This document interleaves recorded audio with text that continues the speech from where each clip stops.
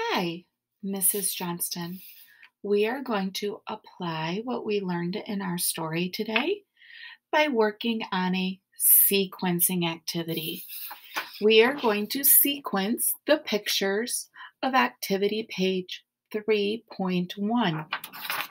So, we are going to show how tradespeople made bread in colonial times by putting the pictures in the correct order. So first, I have to cut out my pictures. So I'm using my scissors, cutting on the lines so that I can see all of the parts of the picture. I am cutting away from Mrs. Johnston. My thumb is pointed up as I cut, and the rest of my hand or my fingers are pointing down. So I'm using my scissors correctly. While I'm cutting, I'm also looking at the pictures so that I can start to put the pictures in my mind in the order to make bread. So I'm looking at the pictures that I'm cutting out, and I see a picture that shows some bags of flour. I also see a picture that shows bread as it's coming out of the oven or the hearth as to where they would have baked it in the colonial times.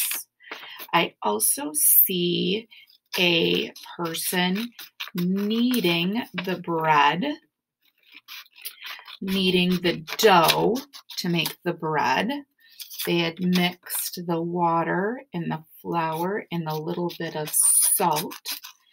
And then the last picture is wheat stalks. So I have completely cut out all of my pieces.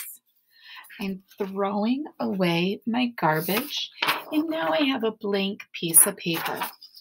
Who can tell me which picture comes first in the process of making bread? That is correct.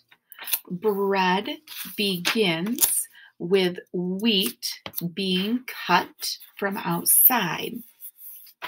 So the very first picture is our stalks of wheat. And then what happens next? That wheat is taken to the miller where it is ground into flour.